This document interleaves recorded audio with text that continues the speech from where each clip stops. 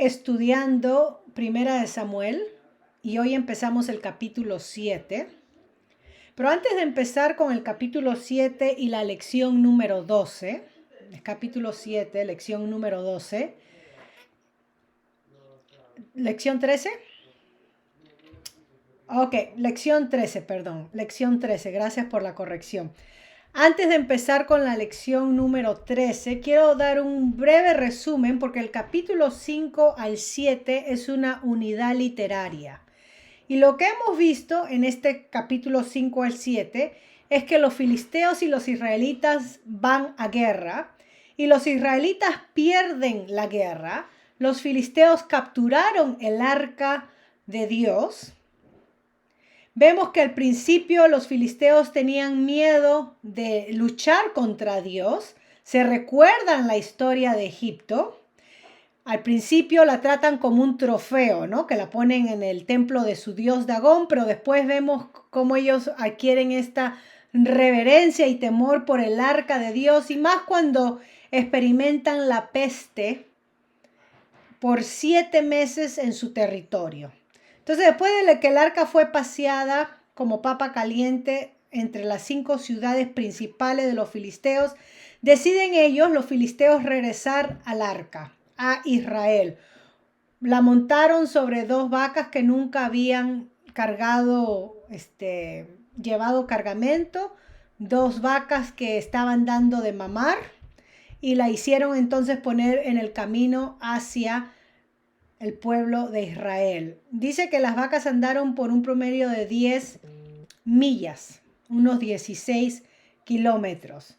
Lo que sucede es que Israel se emociona a ver el arca de Dios, ofrece holocausto a través de estas 2 vacas, las queman completamente, y sucede algo fatal donde un número del pueblo, de los hombres, miran dentro del arca y no la tratan con esa reverencia como tenían que haberla tratado.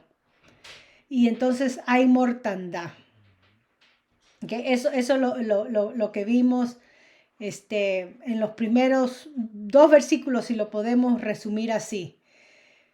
Al principio Israel se regocijó y al dar estos holocaustos, estas ofrendas, pero se da cuenta Israel, por el llamado de Samuel, que vamos a ver en el capítulo 7, que Israel necesita arreglar las cuentas con Dios. Otra palabra para arreglar las cuentas con Dios es arrepentimiento. Israel se arrepiente y le pide a Samuel que interceda por ellos porque vuelven a pelear con los filisteos. Vemos en este capítulo 7 que Samuel va a ofrecer un cordero por el pecado de Israel, y antes de que el sacrificio termine de quemarse, Dios le concede la victoria a Israel. Esto es lo que vamos a ver en el capítulo 7.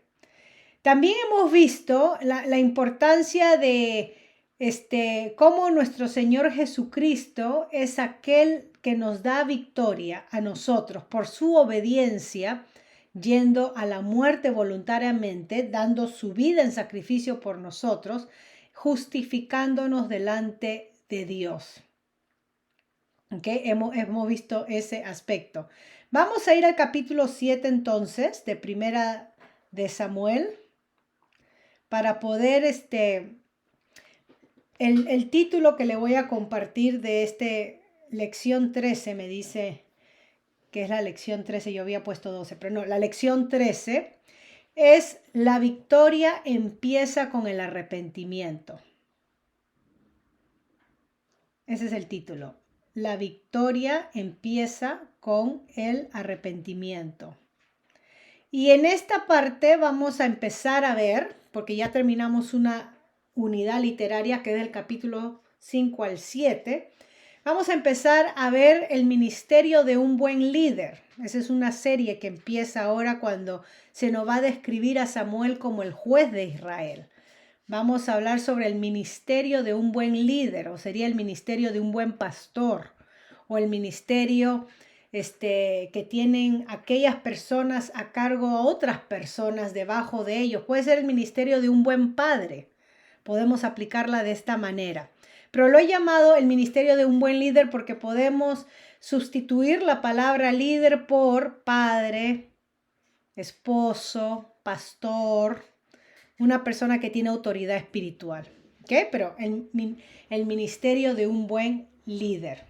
Vamos a leer entonces 1 Samuel capítulo 7. Esta vez voy a empezar a leer, como es un capítulo corto, de 2 a 3 versículos y de ahí hacemos la referencia a lo que está hablando. Versículo 1, 2, vamos a ver el arca en Kiriat Jearim. Dice así: vieron los de Kiriat Jearim y llevaron el arca de Jehová y la pusieron en casa de Abinadab, situada en el collado. Y santificaron a Eleazar, o sea, lo apartaron, santificaron a Eleazar, su hijo, para que guardase el arca de Jehová. Desde el día que llegó el arca a Kiriat Jearim pasaron muchos días, 20 años, y toda la casa de Israel lamentaba en pos de Jehová. Pasaron 20 años desde que los filisteos regresaron el arca a territorio israelita. Sucede la mortandad, 70 hombres de 50,000 mueren, nos dice el capítulo anterior. Y pasaron 20 años mientras que el arca quedó bajo el cuidado de Eleazar, un levita. 20 años. Vamos a ver acá entonces cómo los de Kiriat Jearim tratan el arca de Dios con honra y respeto. Se queda ahí con ellos. No fue llevada al tabernáculo, sino que se quedó en la casa de Abinadab. Esta palabra que santificaron a Eleazar, su hijo,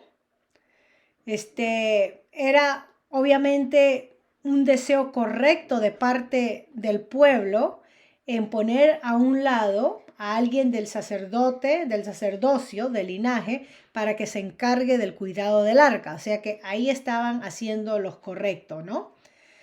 Muchos años, 20 años, y en todos estos 20 años dice que la casa de Israel lamentaba en pos de Jehová. Ahora, había buenas razones para que Israel se lamente en pos de Jehová. Nos dice, cuando leemos todo Samuel y hemos estudiado los 2 últimos capítulos, sabemos que las ciudades de Israel están en ruinas. Sabemos que el ejército de Israel ha sido derrotado por los filisteos. Y sabemos que Israel sigue bajo el dominio de los filisteos. ¿Okay? Así que hay 3 cosas por las cuales Israel se lamenta. Estaban en ruinas sus ciudades, sus ejércitos habían sido derrotados y los filisteos le tenían el pie en la nuca. Eran siervos de los filisteos, vivían subyugados a los filisteos. Y podemos decir todo esto porque no estaban bien con Dios. Ahora, nosotros, si hacemos un paralelo a nuestras vidas y aplicamos un poquito, nosotros también podemos pasar por, no queremos pasar por esto, pero podemos estar experimentando ruina en nuestras vidas por las malas decisiones que tomamos muchas veces. Ya sea que nos adelantamos en una relación y nos entregamos por completo, sin pensar ni reflejar en las consecuencias, si nos conviene, si le agrada a Dios, etcétera, pero nos dejamos llevar por los impulsos y empezamos una relación que terminamos más atadas que una momia, y esto termina arruinando nuestras vidas, termina entorpeciendo nuestra mente. También podemos, por causa de las malas decisiones y el fracaso que experimentamos, podemos perder toda vitalidad, toda fortaleza, experimentar depresión o vacíos en nuestras vidas. Nos lamentamos, nos sentimos por el piso, por el suelo. O también podemos estar pasando por situaciones donde somos dominados por otras fuerzas y no tenemos control. No asumimos responsabilidad, dominados por otra fuerza como endeudarnos. Y no aplicamos el autocontrol, el ser responsable, o terminar con una mala salud porque no nos cuidamos de lo que comemos, o no cuidamos nuestra salud, ¿no? Físicamente no nos cuidamos. Entonces podemos ser dominados por una enfermedad o algo que resulta por nuestra falta de responsabilidad hacia nosotros mismos. Podemos hacer ese paralelo con la vida de Israel. Ahora preguntamos, ¿dónde estaba Samuel en estos 20 años? Porque Samuel era el líder, el juez de Israel.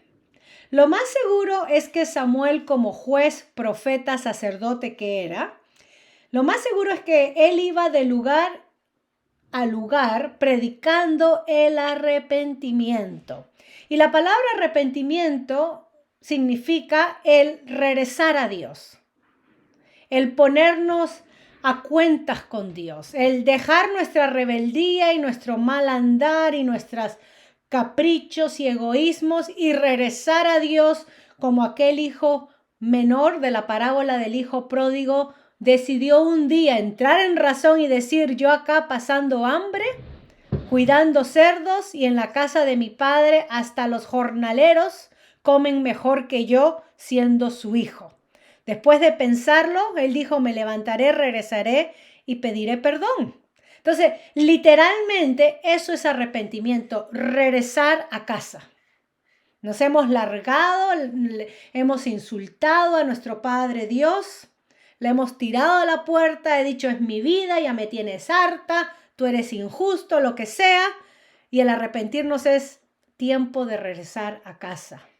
Porque Dios, como Dios amoroso y misericordioso, Padre compasivo, nos recibe, pero nosotros tenemos que arrepentirnos. Seguro que Samuel estaba haciendo eso, advirtiendo al pueblo de su pecado e invitándolos a que busquen a Dios y tratando de infundir algún tipo de espiritualidad en la vida de esta nación que parecía de una persona enferma de huesos secos. Así parecía la nación de Israel.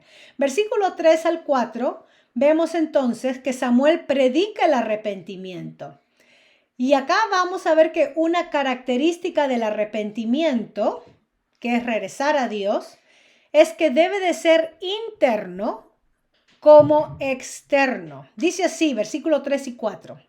Habló Samuel a toda la casa de Israel diciendo: si de todo vuestro corazón os volvéis a Jehová, quitad los dioses ajenos y Astarot de entre vosotros, y preparad vuestro corazón a Jehová, y solo a él servid, y os librará de la mano de los filisteos. Entonces los hijos de Israel quitaron los Baales y Astarot y sirvieron solo a Jehová. Después de 20 años, después de las derrotas, experimentar el poder de Dios, hacen ellos esto. Se nos dice que Samuel habló a toda la casa de Israel, a toda la casa de Israel, y le dijo que si de todo vuestro corazón, y acá este es el llamado al arrepentimiento. El arrepentimiento debe de ser interno, volvernos de todo vuestro corazón. En otras palabras, debemos de arrepentirnos completamente.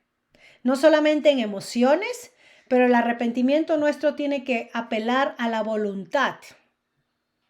Al doblegar mi voluntad y regresar a Dios. No solamente el sentirme remordimiento o triste porque he pecado. No solamente es eso, sino que es mi voluntad, la sujeto a la voluntad de Dios. Regreso a Dios. Ese es el arrepentimiento interno, completo. Decido regresar a Dios. El externo, el arrepentimiento externo se ve en quitar los dioses ajenos. Esa es la manera práctica en cómo ellos muestran que se han arrepentido. Indudablemente que lo interno es más importante que lo externo, o lo interno viene primero y lo externo es resultado de lo primero. ¿Ok? Nadie puede ver el corazón de la persona, pero podemos dar evidencias o pruebas que nos hemos arrepentido por el cambio de conducta, de carácter, de actitud que presentamos externamente. ¿Qué? Es la manera como podemos dar frutos o resultado que ha habido un verdadero arrepentimiento. Santiago lo dice algo similar acerca de la fe, que de la misma manera damos evidencias de la fe por nuestras obras. Entonces, el arrepentimiento también se manifiesta por el cambio de conducta, actitud y carácter. Así que si yo soy una persona que tengo pésimo carácter, en el sentido de me gusta controlar a otros, me gusta tener mi razón y que la gente me diga amén, amén a todo lo que yo diga, porque yo siempre tengo la razón y me amargo si la gente no me da la razón. Si yo me arrepiento, significa que yo dejo de pretender o adoptar esa posición de yo solamente tengo la razón. Comienzo a entender a otros, a ser empática con otros y empezar a decir verbalmente a otros, tú tienes razón, te entiendo. A diferencia de, no me arrepiento, no, es que tú no me entiendes a mí, yo tengo la razón. Entonces el arrepentimiento se ve evidenciado por un cambio de actitud, de forma de hablar, de pensar, de conducirnos. Es cuando mostramos que hemos cambiado y no regresamos a lo mismo. ¿Okay? Tengamos eso en mente. Israel entonces volvió de todo corazón y dice que quitaron sus dioses ajenos, que lo tenían bien encaletado, como decimos en Perú, o bien guardadito tenían esos dioses ajenos. ¿Quién diría? ¿Por qué no se deshacieron de estos dioses ajenos antes? Fue la predicación continua de Samuel de arrepentimiento, después de 20 años, que el pueblo decide, ahora sí vamos a estar serios. Me pregunto yo, ¿cuántos años tiene que pasar en nuestras vidas para realmente arrepentirnos de corazón? ¿Vamos a estar como Israel? Sí, Señor, a ti te alabamos, tú eres nuestro único Dios, a ti solamente servimos y seguimos con los ídolos, a escondidas. Experimentando derrota, depresión, experimentando fracasos y frustraciones en nuestras vidas por nuestra falta en haber abandonado a Dios. O ya es tiempo ya de que aprenda de Israel y vea que mi vida no ha dado ningún fruto, que me he estancado. Señor, me arrepiento de esto y elimino estos ídolos de mi vida, que lo único que han hecho es ponerme estorbo y obstáculos para realmente adorarte a ti. Entonces la pregunta es, ¿qué actos externos debemos de hacer para demostrar que nos hemos arrepentido, que estamos arrepentidos? Les doy algunos ejemplos para que vean lo claro que es la palabra de Dios.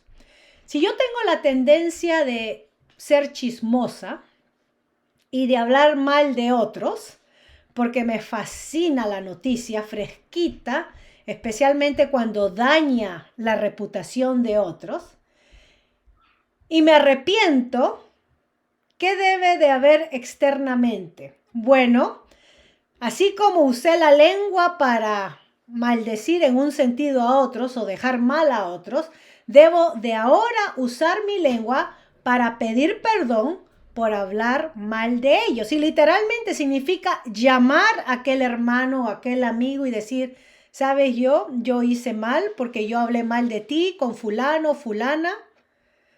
Realmente tú no te mereces eso, perdóname, no debo de hablar a espaldas tuyas. Eso es arrepentimiento. No solamente lo dije en mi mente, ay Señor, perdóname, metí la pata y hablé mal de fulanita. No, si realmente me arrepentí, sí, oro delante de Dios y ahora demuestro por externo. En este caso, hablé mal, entonces hago así mismo el sacrificio de llamar y pedir perdón, en un sentido estoy confesando el mal que hice. Pero esa es la evidencia externa de mi arrepentimiento. Si, por ejemplo, me estoy arrepintiendo de la envidia, tengo envidia de esta hermana, me retumba, me muero de la envidia. Si me arrepiento, bueno, hago algo generoso para con ella. La invito a cenar, la llevo a pasear. Entonces así demuestro mi arrepentimiento ante Dios por esa envidia que sentí con esa hermana. O si me encanta el dinero, ¿sabes? El dinero es mi debilidad. Por dinero bailo de todas las maneras que tú me digas. ¿Okay? El dinero es que todo vale, el dinero lo mueve todo. Y si en mi mente, obviamente que uno no habla así, ¿no? Yo estoy expresando en una forma graciosa esta tendencia de amor al dinero. Y me arrepiento.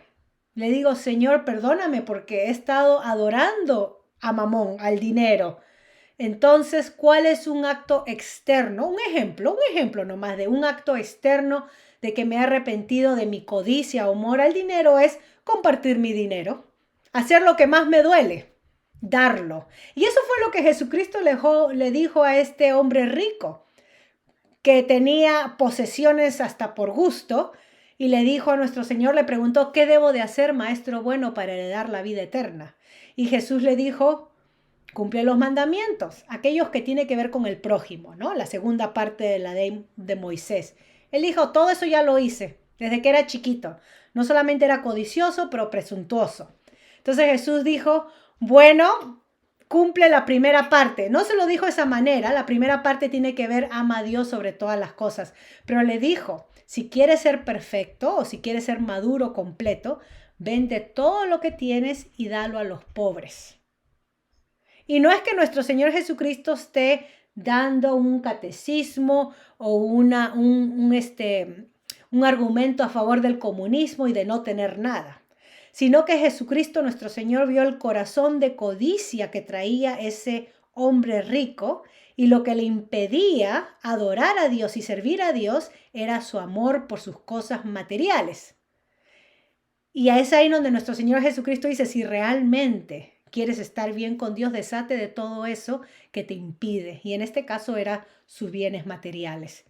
Nos dice las Escrituras que se puso triste y se fue. No estaba dispuesto a arrepentirse. Le costaba mucho para él. Entonces, ¿cuáles son esos actos externos? Les he dado algunos ejemplos que debemos de exhibir que indican que nos hemos arrepentido de todo corazón. Para Israel era, desháganse de todos los ídolos. Israel, esta es otra buena justificación. Israel pensaba y sentía, bueno, nosotros no hemos rechazado a Dios, nosotros servimos a Jehová, solamente hemos agregado unos cuantos ídolos.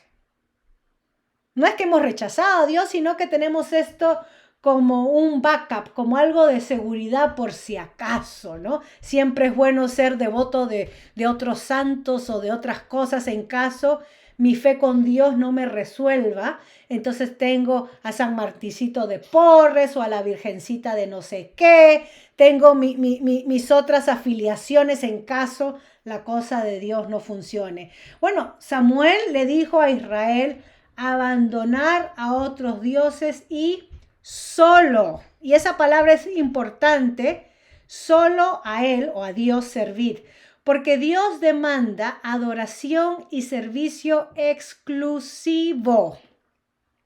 Yo no puedo añadir a mi adoración y servicio a Dios mi devoción por la Virgencita, mi devoción por el santo tal, o mis estampitas o lo que sea. Dios, no, acá no está hablando la denominación ni los protestantes, acá está hablando la palabra de Dios demandando exclusividad al servicio de Dios. Israel era un pueblo que había abrazado otras adoraciones, otras deidades y tenían a Dios de yapa. Y Samuel le dice, es que así no es la cosa. O sirven a Dios completamente o no lo sirvan. Y cuando repasamos los primeros 3 mandamientos que Dios le da a Israel, conocidos como los 10 mandamientos, ahí Dios dice que Él es Jehová su Dios, que lo sacó de tierra de Egipto, de casa de servidumbre. No tendrás dioses ajenos delante de mí. Punto número 1. No puede haber otro delante de mí, ni otras. Así que Dios demanda exclusividad en la adoración y en el servicio. ¿Ok?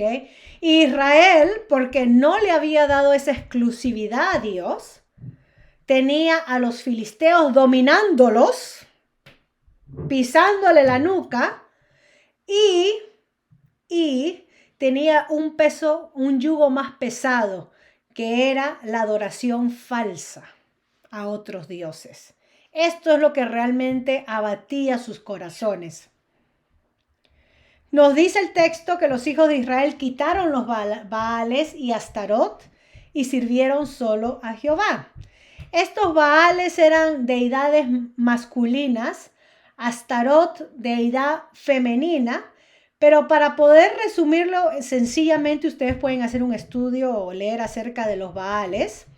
El Baal eran los dioses de la fertilidad y la tormenta. Ese era el Baal, el dios de la fertilidad y tormenta. En el panteón de los dioses griegos era como Zeus, ¿no? El dios de la tormenta. Se creía que Baal era el hijo de Dagón. Dagón, el dios que amaneció postrado y de ahí mutilado en el templo de los filisteos al lado del arca. ¿Recuerdan a Dagón?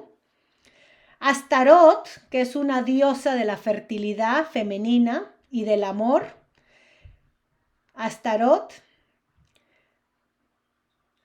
Asera es otra madre diosa, consorte de Baal, una acompañante de Baal. Así que todos estos Baal, Asera, Astarot eran dioses de la fertilidad que se expresaban en rituales sexuales depravados en los santuarios cananeos.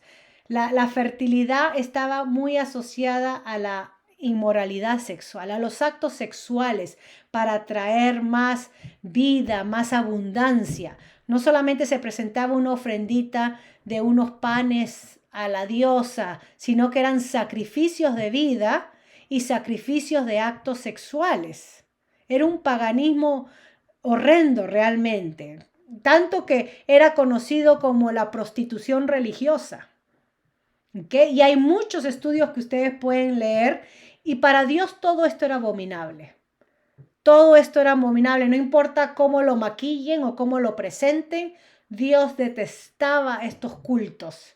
Nada diferente de lo que nosotros heredamos en las Américas, con el imperio de los mayas, los aztecas, los incas, la manera como ofrecían sus sacrificios y sus rituales sexuales para favorecer la fertilidad y la tierra, etc. Nada diferente, hay mucha similitud. Y también con la religión de los egipcios, que mucha similitud. Versículos 5 al 6 se nos dice que Israel se arrepiente en Mizpa. Dice así: y Samuel dijo: reunir a todo Israel en Mizpa, y yo oraré por vosotros a Jehová.